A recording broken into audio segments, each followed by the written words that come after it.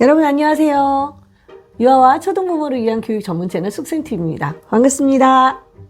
아이가 이제 6세 된 아이 엄마가 이제 저한테 물으셨어요. 선생님 좋은 교구라는 게 뭡니까? 이렇게 이제 물으셨던 이유가 뭐였냐면 키즈 스콜레라는 게 있대요. 근데 그 키즈 스콜레라는 거를 꼭 해야 되나 이런 생각이 들어서 이제 저한테 물어보셨다고 이렇게 말씀하시더라고요. 근데 키즈 스콜레가 뭔지를 일단 몰랐어요, 제가. 그래가지고 들어가서 좀 봤더니 아주 어린 아이들을 위한 그런 교구더라고요. 보니까 제가 딱 봤을 때는 너무 지나치게 교구가 좋다. 너무 좋은 교구는 별로 쓸모가 없다. 네, 이런 이제 생각입니다. 그래서 제가 좋은 교구란 어떤 건지를 조금 말씀드려야 되겠다. 기준을 또 이제 말씀드려야 되겠죠? 여러분, 일단은요, 하나의 교구를 샀는데 그게 여러 가지 용도로 활용이 되는 그런 게 되게 좋은 교구예요. 예. 예를 들자면 이런 거죠, 이런 거. 연결막대의 장점은 뭐냐면 5개하고 5개를 더 해야 된다 이런 상황이면 이것 연결막대 5개, 연결막대 5개를 잇는 것 자체가 더하는 행위잖아요. 이렇게 해서 더하기로도 사용될 수가 있고 10개짜리 막대기로 해서 이제 자릿수에 대한 개념도 얘기해 볼 수가 있고 아니면 얘는 이제 4개짜리니까 테트로미노가 되겠죠? 5개짜리가 되면 얘가 펜토미노가 되는 거예요. 이런 식으로. 요렇게. 근데 뭐 이런 펜토미노 역할도 할 수 있고, 뭐 소마 큐브도 이런 걸로 만들어서 쓸 수가 있는 거죠. 그러니까 하나의 블럭인데 그 블럭으로 도형에 대한 것도 해볼 수 있고, 수연산에 대한 것도 해볼 수 있는 굉장히 다양한 활용도가 있는 것. 이런 거 굉장히 좋은 교구라고 생각을 합니다. 그다음 두 번째는 뭐냐면, 이 교구가 목적이 되게 분명한 교구? 네. 예를 들자면 낱개 10, 100, 1000 자릿수에 대한 개념을 분명하게 하기 위해서 만들어진 교구다. 네. 10이라고 하는 거를 그냥 하나의 덩어리로 생각할 수 있다는 게 굉장히 큰 장점이에요. 100도 하나의 덩어리, 1000도 이렇게 하나의 덩어리로 인식할 수 있다는 게 굉장히 큰 장점이죠. 자릿수를 알려주려고 이게 있는 거구나. 이렇게 목적이 분명한 교구. 매우 좋아요. 이거는 이제 정육면체. 정육면체 중에 정육면체를 제대로 공부하는 나이가 이제 5학년 2학기인데 이때 아이들이 정육면체 자체를 어려워하진 않아요. 전개도와 겨냥도의 관계를 굉장히 어려워하고 전개도에 이렇게 선을 그었는데 전개도하고 전개도가 이런 식으로 붙으면 얘네들 둘이 결국은 이렇게 붙어서 직각으로 되는구나. 얘네들이 이렇게 연결되어 있는데 얘 일자로만 보였는데 사실은 얘를 접으니까 얘가 수직으로 되는 거구나. 그리고 안 만난 애들 있잖아요. 안 만난 애들. 이 위에 있는 선하고 요 밑에 있는 선하고 안 만나잖아요.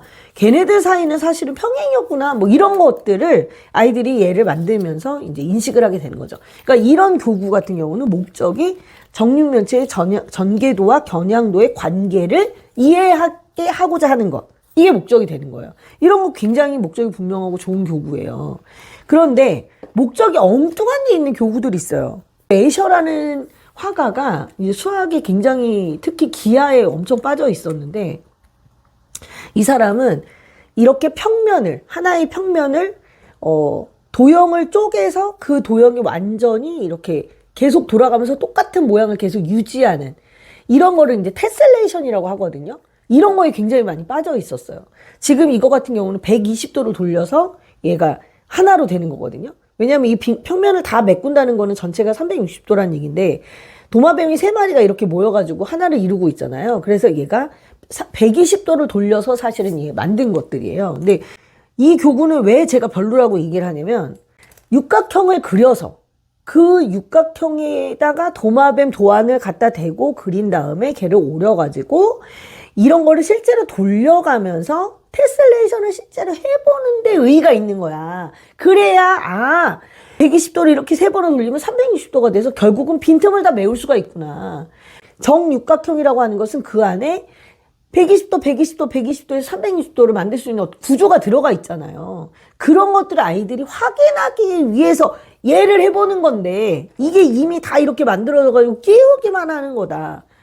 이것은 교구로서의 기능이 나는 거의 없다. 라고 봅니다, 여러분. 이건 그냥 퍼즐일 뿐이에요. 퍼즐인 거고, 퍼즐 중에서 되게 간단한 퍼즐에 해당하는 그런 류라고 생각하시면 되겠습니다. 저는 왜 이런 걸 만들어서 파는지 모르겠어요. 그래서 얘는 좀 별로다. 이렇게 이제 말씀드릴 수가 있겠고. 그 다음에 이제 마지막으로 제가 이제 좋은 교구다라고 말씀드릴 수 있는 거는 추상적인 개념. 그걸 알려줄 때. 예.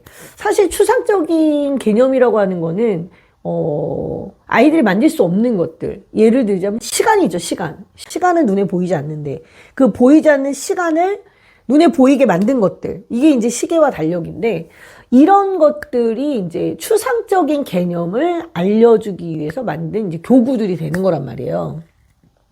근데 제가 이제 수학머리 키우는 대화법에서도 말씀을 드렸는데 이 추상화라는 거는 수학에서 굉장히 중요한 개념이에요. 왜냐하면 수학의 숫자 1, 2, 3, 4, 5, 6, 7, 8 이런 것들도 기호에 해당이 되고 그다음 뭐 나중에 x, 등호, 는, 뭐 플러스, 마이너스 뭐 이런 것들 전부 다 기호인데 이 수학은 기호의 세계란 말이에요. 그러니까 기호라고 하는 거는 어떤 것들을 대신하는 거기 때문에 그 어떤 것이라는 게 예를 들어 하루를 자고 일어났을 때 그 하루도 숫자 1, 연필 한 개도 숫자 1, 이런 교구 한 개도 숫자 1, 뭐 이렇게 조그만한 낱개 교구 하나도 숫자 1, 이런 것도 숫자 1이라고 다 우리가 표현할 수 있거든요.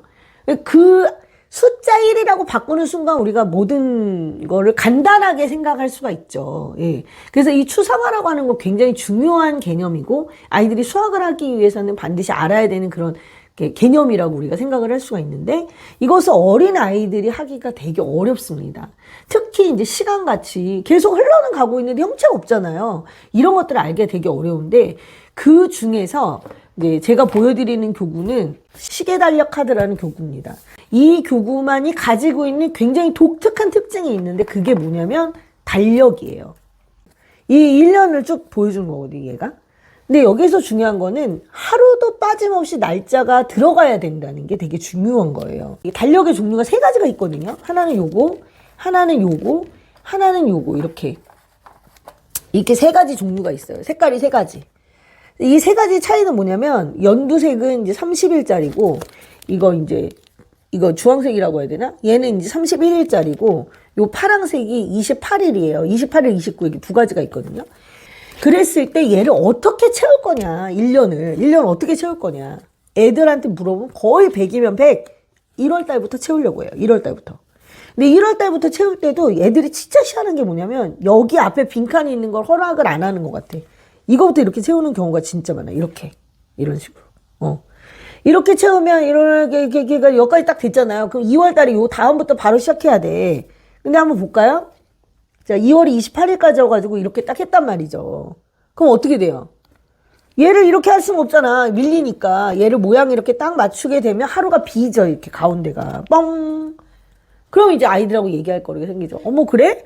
2월 달에 여기서부터 2월 1일부터 여기 2월 28일인데 여긴 그럼 뭐라고 해야 돼? 그럼 하루가 사라졌나? 없어졌나? 아니, 시간이 흘러가다가 딱 멈추고 자고 일어날 때 시간이 그럼 안 흘러가나? 시간이 계속 흘러가는 건데. 이게 어떻게 이렇게 되는 거지? 이런 이야기를 해볼 수가 있는 거예요. 그러니까 여기에서 사실은 말하고자 하는 얘기는 뭐냐면 시간이라는 건 연속적인 건데 시간은 끊어져서도 안 되고 쉬어서도 안 되고 연속적인 거잖아요. 한 개 한 개 셀 수 있는 애가 아니잖아요.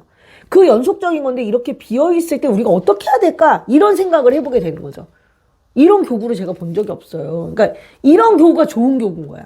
추상적인 개념, 시간이라는 건 흘러가고 멈출 수가 없고 중간에 빠질 수가 없다. 그 시간의 연속성을 얘가 이제 이런 식으로 보여주는 거죠. 그래서 결국에는 2월달 달력을 맞춘 다음에 나중에 이런 노란 달력 여러 개가 있거든요. 그 중에서 1월달 달력 앞에서 채우는 그런 형태로 해야 이걸 해결이 가능하단 말이에요. 그래서 이런 교구가 되게 좋은 교구인 거예요. 그래서 여러분이 교구를 고를 때 보면 예쁘고 다치지 않고 이런 거에는 굉장히 중요하게 생각을 하시는 것 같아요. 뭐 친환경이라던가 이런 것도 되게 많이 생각을 하시는데 사실 교구는 진짜 교구를 하는 목적이 뭐예요, 여러분? 내가 이 교구를 이용해서 어떤 개념, 그걸 알고자 하기 위한 중간다리 역할이 교구거든요. 근데 그걸 잊어버리시는 것 같아요.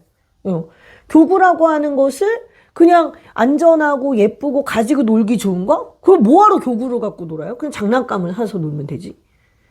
이런 교구를 사용할 때는 결국엔 우리 아이가 알게 하고자 하는 어떤 목적이 있는 그런 거를 분명히 생각하고 교구를 고르셔야 된다. 자, 첫 번째, 여러 용도로 활용할 수 있는 교구를 고르셔라. 두 번째, 목적이 분명한 교구를 고르셔라. 단, 목적이 엉뚱한 데 있는 그런 교구를 고르는 것은 의미가 없다. 그 다음에 세 번째, 추상적인 개념을 알려줄 수 있는 그런 교구였으면 좋겠다. 이 세 가지 기준을 일단 기본적으로 충족하는 그런 교구를 사시면 좋을 것 같아요. 네. 오늘 영상 여러분께 도움이 되셨으면 좋겠고 여기서 마무리하도록 하겠습니다. 그러면 다음 시간에 만나뵐게요. 안녕히 계세요.